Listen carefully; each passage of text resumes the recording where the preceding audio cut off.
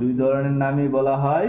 তা আমাদের sample wise আমাদের তিন ধরনের রেপ্লিকা এখানে দেওয়া আছে, নাম্বারিং করা আছে 1 2 3 রেপ্লিকা বলে, কিন্তু নাম্বার অনুযায়ী তিনটা কেন দিছে, আমাদের ফেব্রিক বা স্যাম্পলের এগেনস্টে, তিনটা স্যাম্পলের এগেনস্টে এখানে রেপ্লিকা দেওয়া হয়েছে। একটা হচ্ছে উল বা অ্যাক্রালিক, আমরা জানি ওইগুলাতে কি হয়, আমাদের সুইটার যখন আমরা পরি ওইখানে কিন্তু পিলফর্মটা বড় বড় পিলফর্ম থাকে, সেটা ওইটার জন্য ঠিক আছে, কিন্তু ওইটাকে আমাদের যে গ্রেটিং সিস্টেম এরকম বড় বড় উলের মধ্যে থাকে, হ্যাঁ, আমাদের সোয়েটারের যে পিলফর্মটা থাকে বড় বড় পিলফর্ম থাকে, সেটার জন্য হচ্ছে W1 যে রেপ্লিকা সেটা আমরা ইউজ করব।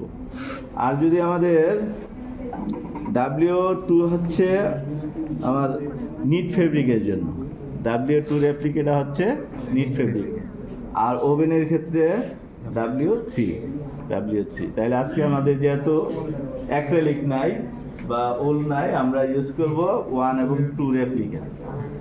এখন অ্যাসেসটা কিভাবে করব, আমরা একবারে যেহেতু যদি মেশিনে ছেড়ে দিই তখন এলোমেলো হয়ে যায়, সবাই বুঝতে পারে না, আমি একবারে ইয়েটা শেষ করে দিচ্ছি। আমাদের অ্যাসেস সিস্টেমটা কীভাবে হবে, আমি 125 সাইকেলে যখন বন্ধ করে অ্যাসেস করতে যাব, তো 125 সাইকেলে তো এত ডিপ আমার ইয়া হবে না নাকি, 5 বা 4 থেকে 5 এরকম এই স্কেল গ্রেটিংটা থাকবে। তো আমরা যদি খেয়াল করি, এই যে আমার এখানে তারা কিন্তু কমেন্টসটা যে করছে আমার ইয়াতে থিওরিটিক্যালি যে কমেন্টসটা করছে, 5-এ বলছে এক্সিলেন্ট বা নো পিলিং বা ভেরি স্লাইড পিলিং, আর হচ্ছে 4 হয়েছে স্লাইড পিলিং, 3-তে হয়েছে মডারেট পিলিং, তারপরে 2-তে হয়েছে সিভিয়ার পিলিং, ভেরি সিভিয়ার 1-এ। তো আমাদের এখানে স্কেল কিন্তু 5 4 3 ওইভাবে দেওয়া নাই, হ্যাঁ, কমেন্টসের সাথে কিন্তু স্কেলটা ইন্ডিভিজুয়ালি দেওয়া নাই।